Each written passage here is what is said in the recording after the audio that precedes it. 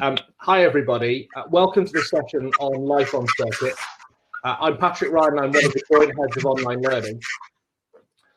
With me is Jane Hutton, who's the other head of online learning, and she's going to be dealing with the chats and questions that you might want to pose in the chat during the session.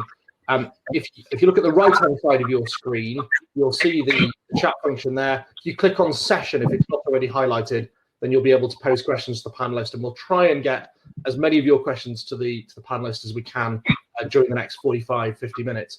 I'm delighted to be joined by Michelle Healy QC, Alistair McDonald QC, and albeit that you can't see him, Will Waldron is here. Say hello, Will. Good afternoon, Patrick. Thanks very much. I hope you can hear that, everybody.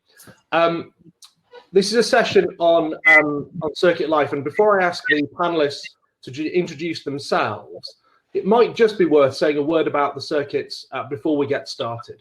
So there are 6 circuits in England and Wales. They correspond roughly to the geographical areas of the country. They're the Northern Circuit, the Northeastern Circuit, the Wales and Chester, the Midland, the Western, and the Southeastern Circuit, which includes London. In this session, we're going to be focusing on life on circuit outside London. And to do that, I'm really excited to be joined by the panel, who I'm going to ask to introduce themselves one by one. So, Michelle, can we start with you? Could you say a little bit about yourself, about your practice, and the chambers that you practice from? Yep, good afternoon, everyone. My name is Michelle Healy, and I'm a silk practicing on the Midland Circuit. So I'm at a chambers called Number 5 Chambers, which is slightly unusual in that although we are based in Birmingham, we also have annexes in Leicester, Bristol and London. But I myself, I've always been based at the Birmingham set. As a very, very junior barrister, I did a bit of everything, but then I began to specialise in crime from about 2 or 3 years call, and I've worked exclusively in that area ever since. Alistair, could we come to you? Yeah, hello everybody. My name is Alistair McDonald. I work in from New Park Court Chambers, and we have chambers in Leeds and Newcastle. A bit like Michelle, I used to do everything when I was a junior barrister. So I did a lot of work, personal injury, crime, planning, you name it. I did it really. Since I became a silk in 2000, I've concentrated pretty well exclusively in crime. I principally work on the Northeastern Circuit, which runs from Newcastle down to Grimsby and across on the eastern side of the country, but I also go anywhere. So I appear at the Bailey, at places like Winchester, Manchester, anywhere where anybody will have me, quite frankly. So that's my background really, and that's what I do. And funnily enough, Michelle and I are against each other in a case in Hull. We've been against each other for the last week, so that's quite interesting and shows that people do get around a bit from their principal circuits and work elsewhere too. Brilliant, thank you very much. And Will, can we come to you? Yes, certainly, Patrick. I hope everybody can hear me. Good afternoon. My story is much the same as the two that you've just heard. I practiced on the Northern Circuit. I came to the bar in 86, I think. And I did a bit of everything, crime. I did quite a lot of crime, actually. Civil, PI, family. And eventually, it all distilled to my practicing solely in personal injury work. And then I took silk in 2006. And I now practice exclusively doing catastrophic injury work, so brain, spine, amputees, people who have been very, very seriously injured in accidents of one sort or another. My chambers are in Liverpool, in Leeds, and in Manchester Exchange chambers. And I used to spend, I don't now, but I used to spend most of my time travelling up and down and across the country on railway trains to visit those who'd been injured in accidents. Now I do it all remotely, but there's no part of the country, I don't think, that I haven't visited almost literally as part of the job. So that's a brief thumbnail sketch of me and what I do. Thanks, Will. I'm going to ask you each to sort of cast your minds back to where it all began as far as life at the bar was concerned. Sorry, can I just jump in for a second, Patrick? I think it might be good if we all muted when we weren't talking, because you get kind of the odd bit of weird audio feedback. I don't know if that will work for you, Will, but certainly Alistair and Michelle, we should all be able to mute when we're not talking. So then we shouldn't be able to hear any of that background noise. Sorry. Carry on, Patrick. Thank you. Thanks very much. In fact, I can mute you all and then unmute you as I see fit. Gosh, the power. Okay, as I say, I'm going to ask you to cast your minds back to the very beginning and where it all began as far as the bar is concerned. How did you come to decide where you would practice? Alistair, can I come to you first on that one? My career history, that I started off, I did a biochemistry degree, and I worked in science for about 4 or 5 years, and then I got to a point where I decided that I had to do the thing I really wanted to do in life, and I wanted very much to be a barrister, so I changed careers. I had absolutely no contacts in the law at all, so I realised that you really have to be a self-starter at the bar. You have to make your own contacts and make your own luck. So I started working at a legal advice centre in Fulham, because I lived in London at that time, and I got to know some barristers. And in those days, what you could do is, if you got to know barristers and they thought you were any good, they might be able to give you a pupillage. And so I got a pupillage in London.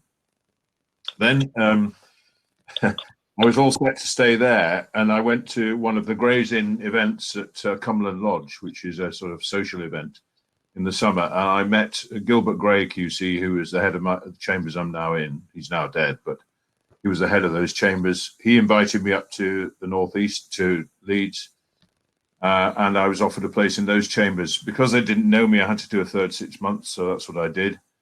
And I've never regretted it for one moment. I've always thoroughly enjoyed it. To be blunt, I'm not going to tell you which chambers I was in London, but the one I was in Leeds was so much better than the one that was in London, and I've never looked back, really, and I've thoroughly enjoyed. Even though I'm from Lancashire originally, I've always enjoyed being in Yorkshire. It's been great fun. Thanks, Alistair. Will, how did you come to decide that the Northwest was where you wanted to practice? Well, it was a fairly easy choice for me, although the choice of becoming a barrister was rather more convoluted, Patrick, as you know. I'm from Liverpool. Liverpool is where I grew up, where I went to school. And then I went to university and did law on the basis that I thought law was a very good degree to have under your belt, but I didn't intend to practice ever. And the reason for that was straightforward. My dad, I did have contacts in the law. My dad was the first of his family ever to qualify in any sort of a job. My family heritage is in shopkeepers and that sort of thing. But my dad became a lawyer, and I'd seen how hard he worked and decided I just wasn't willing to work that hard. So my dream was always to become a pilot, ironically in these times, but that's what I wanted to do from when I was a very little boy. And sadly, although you can't see me, if you could see me, you see I wear specs. That's a slight disadvantage, but that wouldn't have put an end to it. But my colour blindness did. And so I found out at the age of 17, you can't be a pilot ever, sorry. And I couldn't think of anything else to do. So that's how I came to do a law degree at university. And then I spent a very, I should say, happy time. And it was a truly happy time working in commercial radio. And I did that for 6 years and had an absolute ball. But towards the end of that 6 years, I thought I can't see myself carrying on with this. I'll have to do something else. And the thing that I thought I'd give a shot at was going to the bar. And that's what I did. And I lived in Cardiff for many years, which is a fabulous place. But for me, home was always Liverpool. And that's where I wanted to come back to. And that's what I did. And here I am, luckiest bloke in the world. Thanks, Will. Michelle, how about you? How did you find yourself in Birmingham? In case you haven't guessed already from my accent, I am born and bred a Brummie. I knew that I wanted to be a barrister from quite a young age, literally 12 or 13. What I didn't know was how to go about that. I didn't know any barristers. My parents hadn't been to university. So what I did was I managed to get work experience. I just wrote to some local solicitors. When I was there, I found this thing called the Bar Directory, which gave me addresses of chambers. So I wrote to them and got mini pupillages, and I did different mini pupillages in and around Birmingham. I then stayed local to the Midlands and went to bar school. And then when it came to getting pupillage, I applied all over the country, but my preference was to be in Birmingham because it was my hometown. I knew it had a good bar. So that's what I chose to do, and I got into number 5. And that was in 2001, and they haven't found me out since. So quite a conventional route. Thanks, Michelle.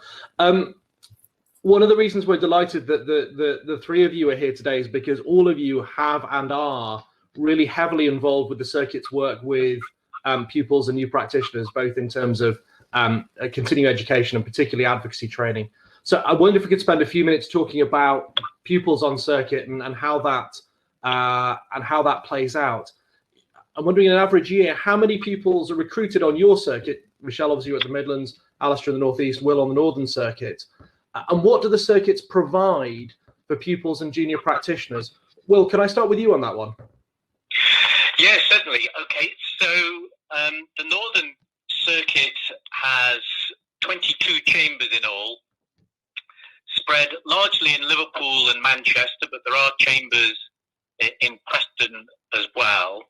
There are 1,163 members, and this current year, during the pandemic, there are 26 pupils on the circuit. Now, the number of pupillages varies year to year. This year, it looked as though there were going to be a very much lower number of pupils on the circuit. That hasn't turned out to be the case. 26 is roughly average, I would say.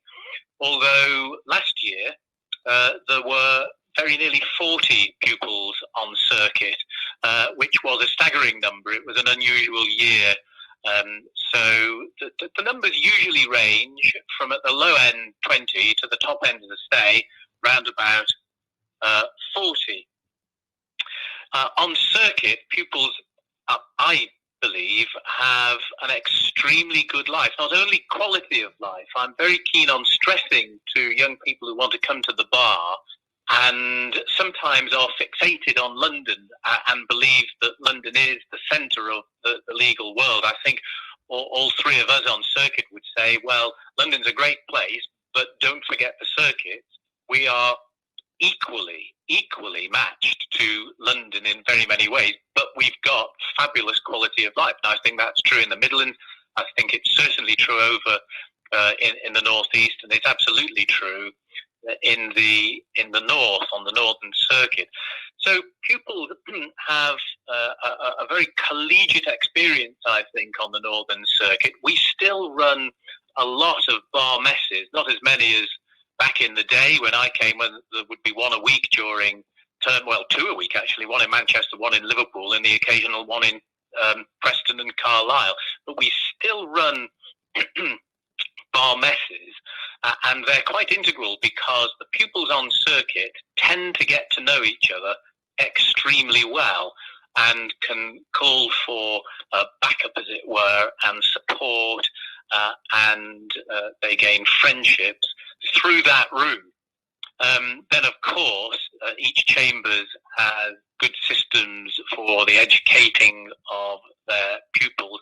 The circuit puts on educational sessions, particularly, as you know, Patrick, we're very proud, as indeed is the Midlands Circuit and the Northeastern, of the advocacy training that we undertake. And all in all, I'd say that life on circuit for a pupil is a very well-rounded experience, which has massive advantages to just looking towards London. Alistair, does that ring true with your experience on the Northeastern Circuit? Alistair, you're muted at the moment. If you're trying to speak, we can't hear you. It resonates very well with me, and it's very similar, in fact, to life on the Northern Circuit. And I'd like to stress this point about collegiality and the fact that there are smaller numbers. And so when you have messes, which are equivalent really to dining nights at the Inns of Court, what pupils can do and what young practitioners can do is they can mix out of court with barristers of all seniorities and all specialities. And the advantage of that is that, you know, I mean, there are a lot of war stories, I accept, but the advantage of that is that you learn almost by osmosis you know, how to deal with difficult situations and all the rest of it. What it also means is that if you do have a problem that arises in practice, and we all have that from time to time, you know people you can go to who are a bit more senior because you've met them out of court and you've met them socially and all the rest of it, and you've developed a relationship with them. So I think that's one of the principal strengths of circuit, which you do get a bit in London, because you do get circuit, you do get bar messes in places like, the outer line courts and all the rest of it in Kent and Surrey and Sussex and things like that. But it's not quite the same. And I think this collegiality is so important. And that's the foundation of the bar. I mean, that's why we have dining and all the rest of it, so that people will get to know each other. And then when they worked against each other, they would have the highest possible standards because they were working as part of a collegiate atmosphere. So that's really important, I think. Thanks, Alistair. Michelle, I'm going to come to you, but we've had a question from Hannah, and I'd like to throw this open to the whole panel. Hannah says, I go to uni in the Midlands, but my hometown is just outside London. How do you advise I choose where to apply for pupillage? Michelle, any thoughts? Yeah, what I would say is you don't need to limit yourself. The one advantage if you are able to live just outside London is that if you are interested, particularly in publicly funded work, is that you can stay living at home whilst you build up a practice there. On the other hand, if you want to be on circuit, then obviously you've got an advantage in that if you're at university in the Midlands, one of the things that we look for as a Chambers is somebody with links and who wants to stay in the area. So, look at applying for that. But there's no bar for you applying anywhere. Thanks, Scott. Can I just come back to you on that question of how pupillage on the Midland circuit works? You heard what Alistair and Will said. Are there any differences, or does that very much resonates? And I think one of the most important differences about pupillage on circuit compared to maybe pupillage in London is that when we take on pupils, it is with a view to them becoming tenants. Whereas I think in some London sets, they will take on a number of pupils, bit of a pupillage factory, but then there's not that view to taking them being a tenant. So we are very much looking for the long term. And it's a very, very supportive network. We take on about 20 to 25 pupils, and that tends to be split between the East Midlands, which is Nottingham, Leicester, Derby, Northampton, and the West Midlands, which is mainly all of the Birmingham sets. And from the Birmingham sets, I know from my own experience that year's previous pupils will take the new pupils out for dinner and drinks, and there is that automatic support. And I am best friends now, 19 years down the line, with every single person that took us out in those first years, because we are there to be friends for life. We do all the circuit training, so we do the advocacy training, ethics, all of the requirements, and we are there a professional home. And I personally think it's very, very friendly. As example, as Alistair said, we're doing a case together at the moment. I've done a couple of cases in the Northeast, and everyone has always been very, very welcoming, which is not what I always experience if I do a case, say, down at the Old Bailey.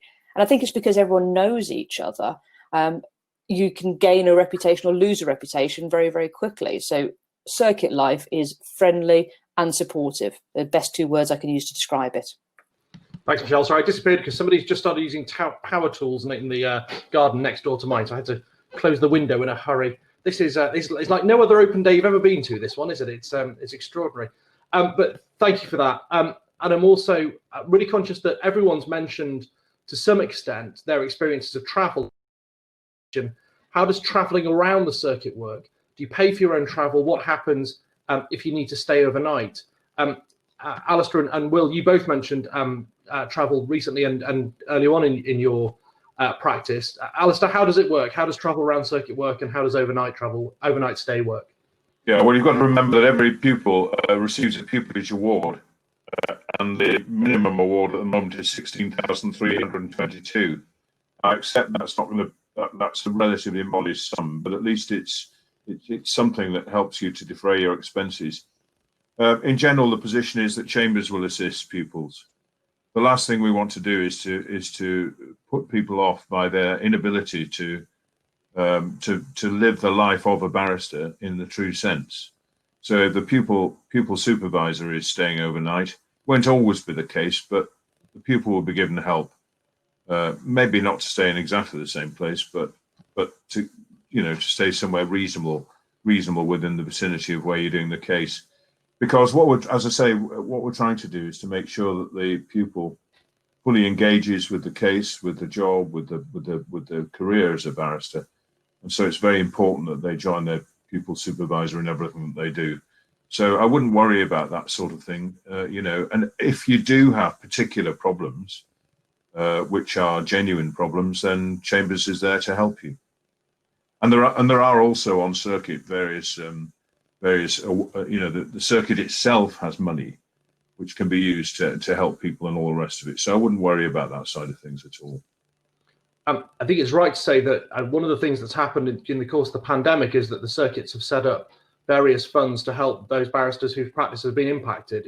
Is that yes, right. an experience sort of university? I know it's happened on the Northern Circuit. Yes. Yeah. So, I mean, the whole point is that, I think this goes back to the point about collegiality, really. I mean, what we're trying to do is to provide a total support, if you see what I mean, not just for the pupil in the course of their work, but also in other areas where we can help them live a proper, reasonable life. I'm not going to suggest, by the way, that, and nobody should think that being a pupil is going to be a time where they're going to be rolling in money, not unless they go to a commercial set where some of the pupillage awards are absolutely enormous. But it will be a tough time. It's not designed like that. It's just the way it is. But if you want to practice at the bar, you've really got to be determined to do it. But we do help as much as we possibly can. Thanks, Alistair. Will, can I come to you? There's a question from Liz that's going to feed onto a question I want to ask more widely. But Liz asks, is it easy to switch circuits or from London to circuit practice in your early years of life at the bar? Do you want me to go on that? I've got switching circuits. I missed the last little bit. Sorry, Will. So Liz's question is it easy to switch circuits early in your practice? And similarly, is it easy to switch from a practice in London to a practice on circuit at the same time? Right, at the same time. That's an interesting question. Let me start with the London end of that, so to speak, first. We have people in my chambers who practice both in London and on circuit, and in fact, I've got one junior in mind in particular. He's got chambers in KBW. He practices from there part of the time, and he practices on circuit for the majority of the time. So that's no problem. We've also got a Silk, as a matter of fact. In fact, two Silks who practice from chambers in London. One's in the Temple, one's in Lincoln's Inn, but who also spend a good deal of their time on circuit. So there is no bar anymore. There used to be a bar to being a member of two different circuits, and that's gone now, insofar as I know. And we have members who practice, as I say, in London and on circuit. What about being a member on two circuits? Well, that in a sense, it has been overtaken now by the way chambers are set up. I mean, my own chambers has Liverpool, Leeds and Manchester, so we straddle the Pennines, and our members are members of the chambers that exists on two circuits anyway.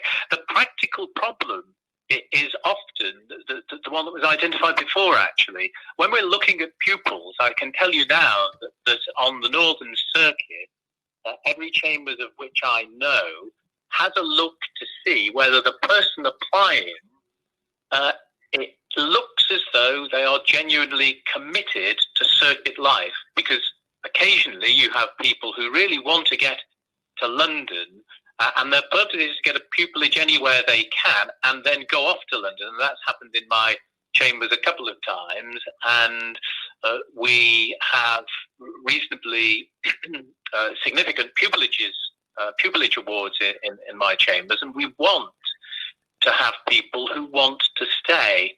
So in terms of pupillages, getting a pupillage is a tough business, as you all probably know, and what people are looking for is commitment. But once you're in and you're established, I think that there are opportunities to join chambers elsewhere, but it's tolerably unusual. Once people are in a set of chambers, There is movement these days that there used to be when we all came to the bar. You were in a chambers and you were in there for life. And indeed, in my case, my chambers is just where I've been and where I'll stay till I retire. But people do swap these days. It's a more modern era with a different approach. I hope that helps in some way. Thanks, Will. This isn't a question strictly about the circuits, but I'd like to keep answering the questions we get in the chat for as long as we can, and we'll come back to a question about circuits in a moment or two. Elizabeth asks, how difficult is it to balance professional life and personal life? She says, I have 2 young children. What's the longest I might be away from home? I'm going to throw that open to anybody for their take on that. I've got 2 children who are age 7 and 9. And it can be very difficult. I think the question really changes depending on what area of law you want to go into. If, for example, you're doing personal injury work, certainly the first few years, you're only going to be doing short hearings, so small claims, infant settlements, maybe fast tracks, and they all last generally no longer than a day. So there may be a lot of travel, but you won't actually have to stay overnight.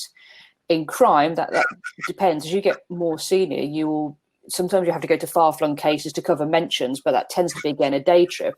But then you might get offered interesting cases off circuit. And so at the moment, say I'm doing a case in Hull. I live in Birmingham. That requires I'm travelling up Sunday night and I'm coming back Friday night. That only works because I've got a very supportive husband.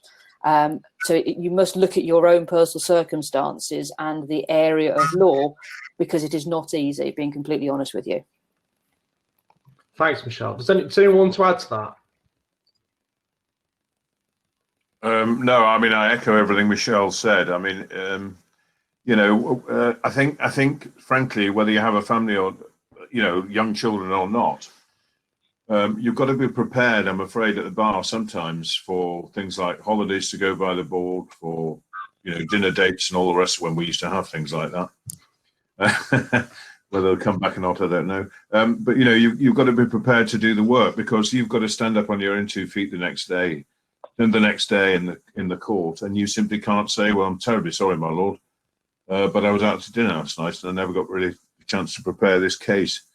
And the other thing about the bar is, of course, that and one of the huge privileges that it confers on those who are members of the bar is that every single case matters to somebody. I mean, Michelle and I doing a serious criminal case at the moment. The case has consequences to lots of people.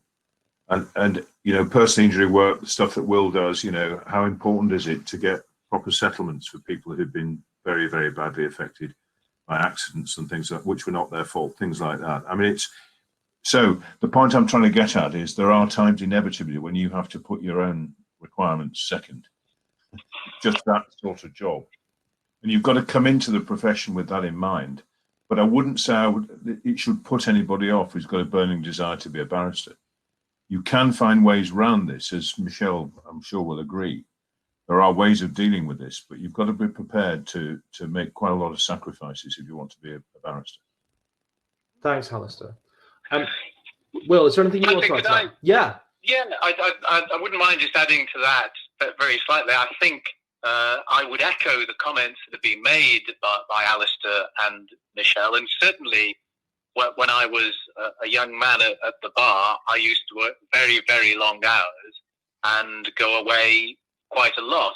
But I think, my own view is that the profession has changed quite a bit, and there's a session, I think, a bit later on well-being at the bar. And well-being at the bar is now gaining a lot of momentum because people are beginning to understand a lot better now that you can burn out, and that's a very bad thing. So it's entirely right to say you must work very hard and sometimes make sacrifices.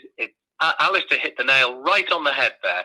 There are many times when, because of the job, because of papers coming in late, because the case is important to the person for whom you're going to appear, you just have to pick up the phone and say, I said I'd meet you tonight and we go for a drink or go to the cinema or whatever the case may be.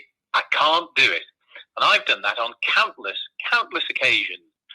But misled into thinking that is a sacrifice too far, because it's not.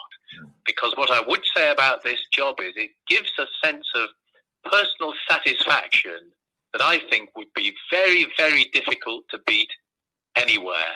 And all the medics I meet, and I know a lot of medics, and I know a lot of other people in high pressure environments at work, they're all complaining about the lack of work-life balance. So it's not just at the bar, but you do have to work very hard. It's the same in any walk of life, I think. Thanks. Could I also just mention one other thing, Patrick, please, which is this.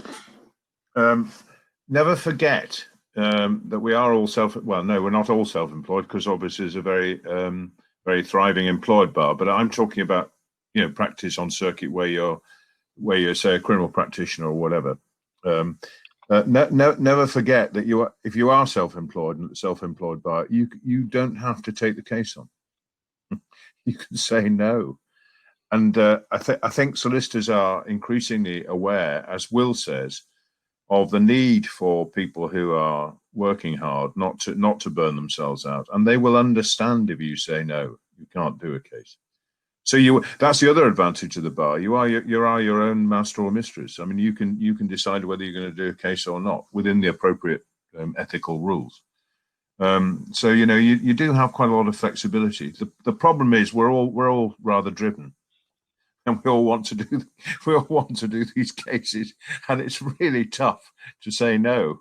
But you can say no, is all I'm saying. Thanks, Alistair. I want to pick up on a question that Claire asked in the chat, and Michelle, you very kindly answered the specific question about a practice in EU law and cross-border insolvency. But I want to just ask for a moment. There may be people who are trying to decide whether a London pupillage is right for them or a circuit pupillage is right for them. In your experience, are there areas of law that really don't lend themselves to life on circuit and to practice on circuit? If somebody has a particular burning ambition to do something, what are the types of things that they couldn't pursue on circuit they could pursue in London, and perhaps vice versa? Where might it be preferable to pursue a particular practice area outside of London, perhaps?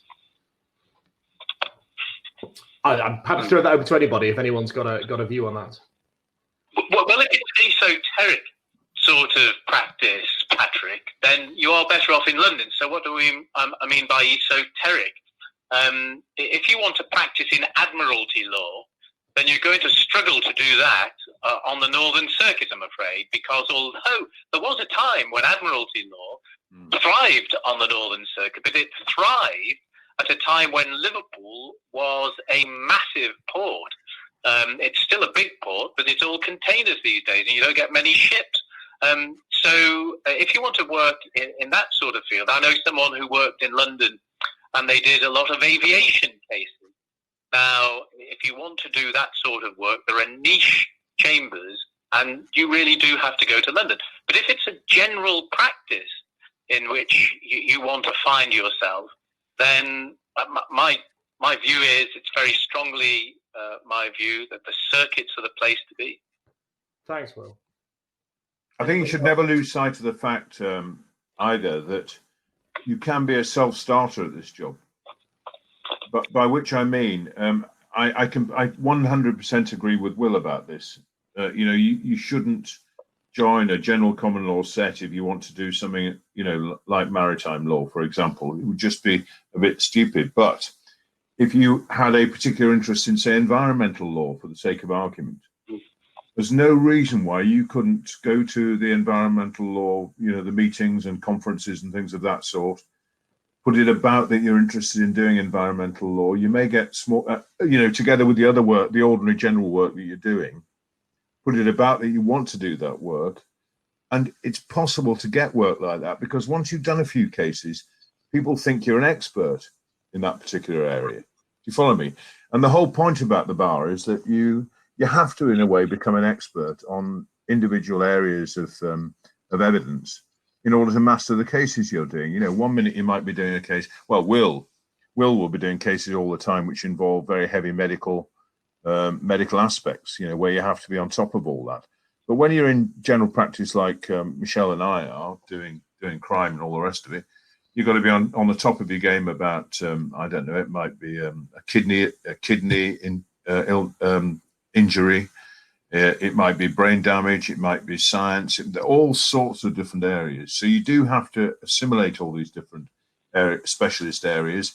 And as I say, there's no reason at all why you can't self-start and have a go at doing something that you're really interested in, even if it's not part of your general chambers specialisations. Don't be put off. Thanks, Alistair. Michelle, I agree with Patrick. Could I just add a very quick comment to that? I wholly endorse everything Alistair just said. And chambers on circuit will support you to do it as well. They will support you. We've got a chap in our chambers, and he decided, oddly enough, environmental law was something he was very interested in. Well, one way or another, he's got himself going in that with chambers support. And for businesses on the circuits, they would rather have access to people who were on their doorstep if they could. And that, I think, is an increasing picture on the circuits now. It's not, let's turn to London because that's where you go. Thanks, Will. Michelle, anything you want to add to that? Perspective you asked about, is there areas of law where it's better on circuit? From my experience, I think crime, because there are fewer of us practicing in it, and therefore there is still the very, very good quality work. We still get all the very serious rapes and murders, but because you know one another, you have the chance to really develop a good reputation, and I think you're given work at an earlier point in your career than you would do if you're in London competing against many, many hundreds of others. Michelle, thanks. Can I ask you to pick up, leading directly on from that, a question from Liz? Yep. Who asked, can I ask candidly about the earning potential in criminal law on circuit? Okay. Because I've heard that people in London, criminal practice in London, sometimes need a second job to support themselves. Is that the same? Do you have the same experience of that on circuit, or is it different? I personally have been extremely lucky. So we as a chambers offer, I think the award at the moment is £45,000, and that's for all pupils. And that then includes, we also have guaranteed earnings in your second six. That's not a bad income for anyone just coming out of law school. There is the possibility, certainly in a wider common law set, that if you aren't making enough from crime, you can do a little bit of personal injury, a bit of family law until you get established in crime. I think we have to be careful because we say, oh, yeah, we're not paid very well. We are paid more than a lot of people doing an average job, but we do work hard for it as well. Now, a criminal bod is never going to get the same as a chancellor and a commercial practitioner. But if you're realistic and honest with yourself about that from the beginning, you can still make a good living in crime. Personally, I think. Thanks, Michelle. Can I just leave it at this point, Patrick? Just to say, Liz, I think you asked the question. I don't know if you're in the publicly funded bar session at 11 o'clock, but this was discussed in a bit more detail there and also covered the earning potential in London. So, Michelle, absolutely agree with everything you've just said. But also, if you're interested in that, all the sessions are recorded, so you can go and watch that later on. Sorry to butt in, Patrick. Thanks, Jane. That's good stuff. Yeah, can I just make one, maybe a trite and obvious point, but I think I should make it, which is that living costs are substantially less outside London in places like Yorkshire and Lancashire and places like that, and the Midlands, than they are in London. So there's always going to be a bit of pressure, but it's nowhere near the same. And I think it's very, very unusual, in my experience, for anybody having to have a second job, frankly, when they're barristers. And really, to be quite honest, if you're making anything at all of your career, it's very difficult to have a second job because you really are having to spend a lot, as we said earlier. You are having to spend a lot of your spare time working as well. So I think that's very difficult, and I think it is one of the advantages on circuit. Housing costs are lower, travel costs in general are lower. It's easier to get about, and I think it does make a big difference, and it's a very big advantage. And the other thing, can I also mention one other thing about life on circuit? If you live in, say, Sheffield, the Peak District is about 20 minutes away. It's on your doorstep. Where I live, the Yorkshire Wolds is 20 minutes away from me. We can get out in no time and be walking in the countryside and have a great time. And you do need that, by the way. Can I just mention this? Because it is a high pressure job. There's no question about that. and you desperately need to have some time away from it where you can, and if you like things like the outdoors and all the rest of it, get away from it, go for a walk and all that sort of stuff. In London, you can go in the parks, it's all very nice and all the rest of it, but there's nothing like just being able to stride out over the moors and things like that and put all your worries to one side and really enjoy yourself. And you can do that when you're on circuit. You can't do that in London. Thanks, Alistair. It's coming up to quarter to one. This session finishes at 10 to 1. We don't have any opportunity to extend it, unfortunately. So I'd like to finish with just a couple of questions, just to the three of you. The first one is, how's life on circuit changed during the time of your time as circuiteers? I'll go first if you like. It changed in the sense that, as Will said, there used to be a mess a week. We don't have that anymore, and I think one of the reasons for that is that if you're a barrister with a practice, and you will develop one, and you've got home considerations as well. If you've got children or family and all the rest of it. It is quite difficult to be spending a lot of time out socializing with your colleagues and all the rest of it. So I think mess has reduced quite substantially in the frequency of it from what it was like when I started. But I think it's a much better balance now, actually, because you can go to mess, say once a month or something like that, and meet your colleagues, as we said earlier, at the same time as fulfilling all your home requirements as well. So I suppose it's changed in that sense. The other big difference, I think, or one of the big differences is in the old days, we used to get all our briefs on paper, and you used to have people meeting in lay-bys halfway up the A1, where the clerks were delivering the papers and all the rest of it. These days, it's all digital, and that is that's made actually quite a big difference to life on circuit, because people very often used to go into chambers to pick up their papers and things like that. And they used to meet everybody, and everybody was in chambers, and people would have tea together and things like that, go out for a drink after work. When you get the papers electronically, you can do it all from home. So I think there are those differences, but the basic job's exactly the same as it always was. Still the same wonderfully rewarding job. Thanks, Alistair. Will, can I come to you on that one? How's life changed on the Northern Circuit? Well, I would echo everything that Alistair just said. I think Alistair summarised that in a way that I couldn't begin to better. In particular, I think that the modern age of the digital has changed the circuit. Alistair identified that issue, and it still is an issue. It makes your life in some ways easier, in some ways more difficult. It makes it easier because now I have a laptop with a huge memory, and rather than cart 4 lever arch files in a weenie case on and off railway trains, I take one computer and everything is on there. So that's a great benefit. But Alistair was right when he said what that has meant is that people go into chambers less. And if circuit life has changed in a way that I would identify very much, it is people go into chambers less. But that doesn't mean to say that chambers is any less collegiate than ever it was. It isn't. Because all that's happening is that people on circuit, particularly young people, are finding new and different ways to keep the collegiality going. And they do. And so we're finding that more social activities are organised by chambers on circuit to make sure that people get out and do things. And much as Alistair has talked about the lovely areas surrounding the northeastern circuit, on the northern circuit, I could jump in my car now. I can't, but I'm not allowed, am I? But they don't want scousers anyway. But I could get in the car, and 1 hour and 40 minutes from now, I could get out in Windermere and sit by the lake and have a picnic. Or I could go into North Wales. I can be deep into Snowdonia in about an hour and 3/4. It's fantastic. It's just fantastic. Thanks, Will. Michelle, anything you want to add to that as to how life's changed? I'll give one negative and one positive. The negative relates to digital working and the fact that we are always now no more than 6 inches away from a mobile phone.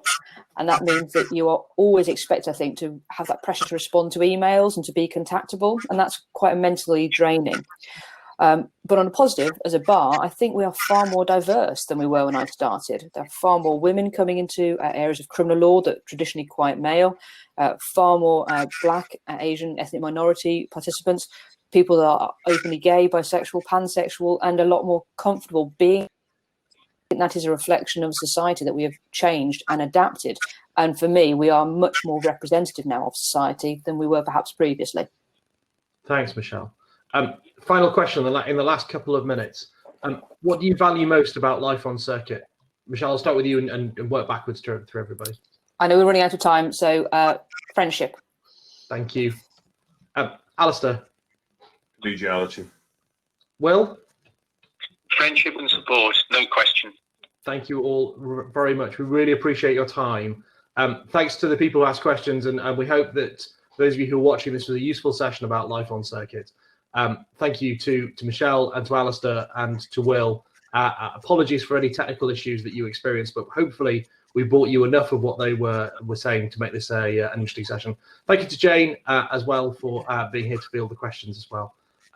Enjoy the rest of your day, everybody. We'll see you in sessions that start again in about 10 minutes time at 1 o'clock. But thanks, everybody. That's the end of this session. Thanks very much. Thanks, Bye. Patrick. Bye now. Bye, everybody.